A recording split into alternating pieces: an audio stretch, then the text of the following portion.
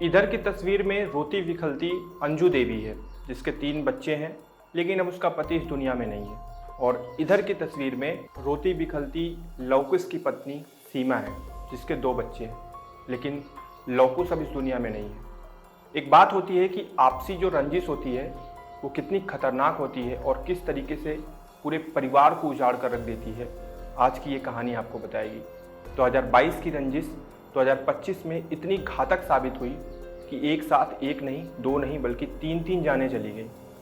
2 जानें तो आपसी रंजिश की वजह से चली गई, लेकिन एक जान तो ऐसी गई जिसकी तो उसमें कोई भूमिका ही नहीं थी और उम्र थी महज 16 साल। आइए जरा इस कहानी पर से, इस घटना पर से पर्दा उठाते हैं। नमस्कार, मेरा नाम है राहुल और आप देख रहे हैं 9 PM विद GRD। ये घटना है आरा, भोजपुर, बिहार की और इस घटना की शुरुआत होती है 2022 से। 2022 में एक गोली चलती है बबलू सिंह के ऊपर। बबलू सिंह उस वक्त मुखिया का बेटा होता है। जब बबलू सिंह पर गोली चलती है तो अफरा तफरी मच जाती है।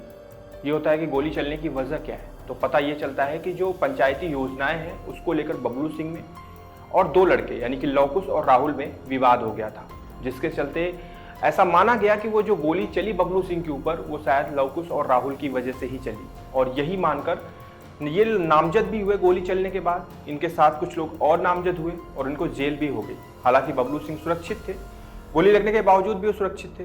इसके बाद सिलसिला आगे बढ़ता है। जब ये जमानत से बाहर आ जाते हैं, जेल से रिहा होकर बाहर आते हैं, तो इसके बाद ये होता है कि यहाँ पर जो आपसी रंजिश है वो आगे बढ़कर और घातक हो सकती है, क्योंकि बबलू सिंह के ऊपर गोली चली है तो बबलू सिंह उसका बदला जरूर लेगा। लेकिन बबलू सिंह की तरफ से एक टिप्पणी आती है, एक चीज आती है, उसमें वो कहते हैं कि भैया ऐसा है कि हम बदला नहीं लेंगे, सब कुछ शांतिपूर्वक होगा और सब लोग साथ रहेंगे। हालांकि ये चीज़ बहुत बड़ी थी, अगर बदला वाली बात ना होती तो फिर कोई दिक्कत ही ना होती। इसके बाद जो लवकुश होता है वो वीडियो रिकॉर्डिंग का काम करता है, जो शादी समारोह में वीडियो रिकॉर्डिंग, और राहुल जयपुर में कमाई करता है।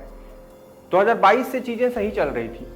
जब ये बाहर आ गए जेल से छूटकर, तब से चीज़ें सही चल रही थी। लेकिन कुछ वक्त बाद, आज से तकरीबन, जब मैं ये वीडियो आप देख रहे हैं, आज से तकरीबन 15 दिन पहले लगभग राहुल जयपुर से आता है और दोस्त के बुलाने पर ही आता है घर पे। इसके बाद जा रहा होता है, तभी उसकी गाड़ी पर ठोकर लगती है।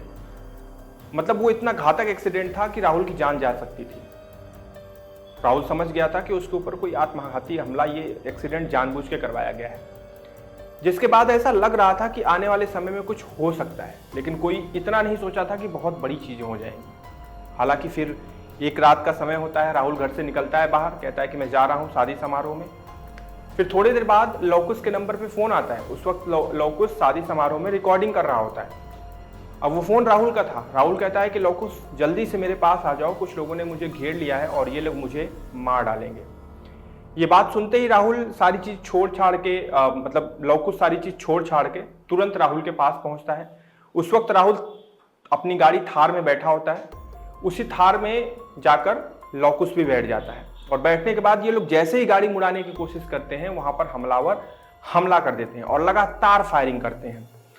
फायरिंग इतनी ज़बरदस्त होती है कि लवकुश को सीधे गोली लगती है और मौके पे ही लवकुश की मौत हो जाती है और राहुल घायल हो जाता है। राहुल गाड़ी से उतरता है, थार से नंगे पैर ही वहां से भागने की कोशिश करता है और थार से, अपनी कार से लगभग 600 मीटर तक जो है वो नंगे पैर दौड़ता है। और इसी दौरान जो अपराधी होते हैं वो उसे पकड़ लेते हैं और फिर गोलियों से भूनकर उसकी हत्या कर देते हैं।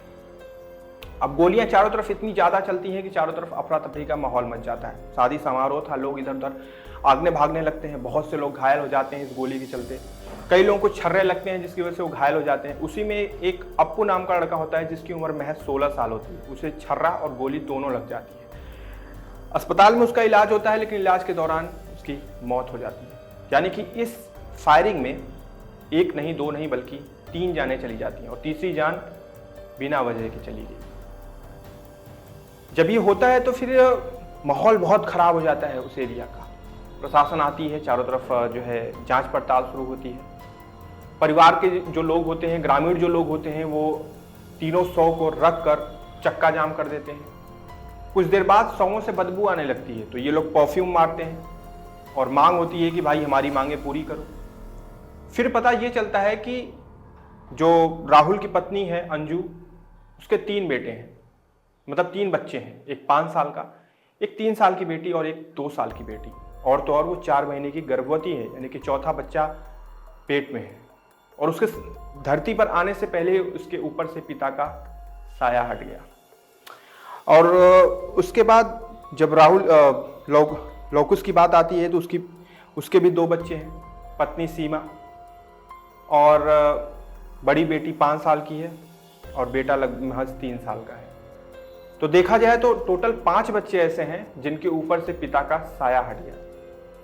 और अप्पू नाम का लड़का 16 साल का, उसकी मौत हो गई। उसकी कोई दोस्त भी नहीं था उसका, लेकिन इसके बावजूद भी अब वो धरती पर नहीं है। माँ बाप का लाल उनसे छिन गया। आपसी रंजिश इतनी बुरी साबित हुई कि एक साथ 3-3 परिवार उजड़ गए।